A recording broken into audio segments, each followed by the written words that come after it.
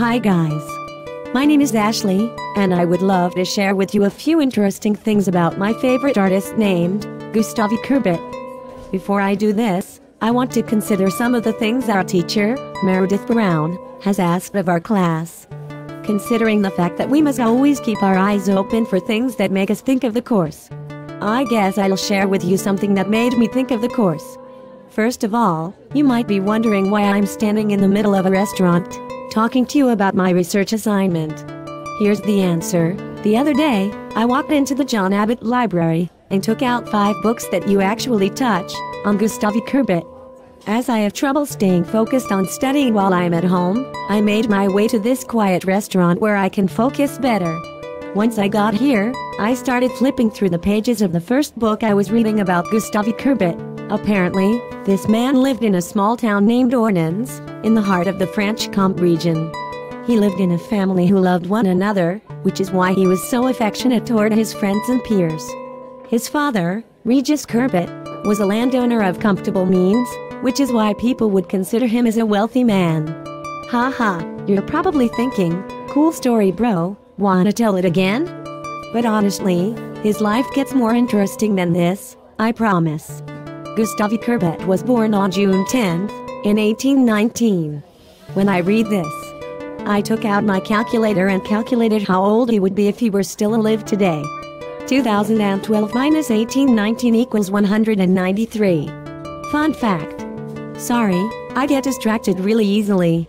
Anyways, growing up, Gustave's father, Regis, would frequently turn their dining room into a concert hall, where his sisters would learn to sing and play the piano, while he would learn to play the violin.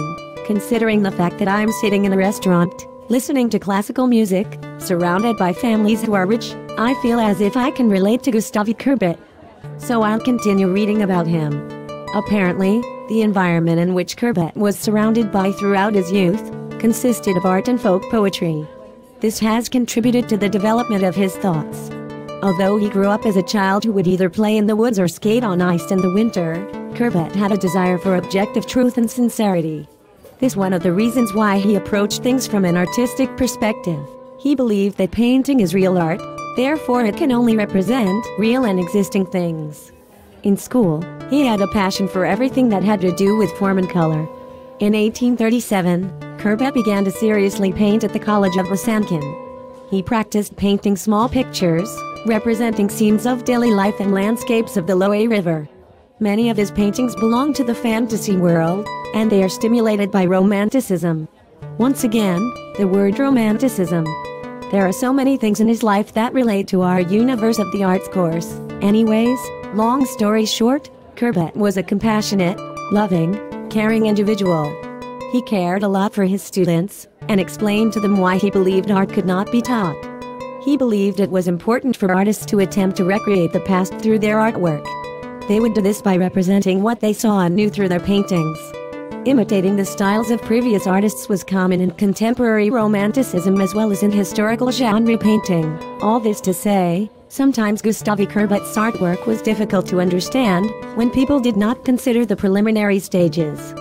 However, when examining his artwork, it is important to decide on what is there before going on to consider what it is doing there. As it was important for artists to attempt to recreate the past through their artwork, it was also important to examine the key elements in each piece of artwork. Corbet's artwork often represented what he saw through his paintings. He imitated the styles of previous artists in contemporary romanticism and became very attached to his paintings. I find this so inspiring and feel as if many of us can relate to this. Anyways, I hope you learned something new about this artist.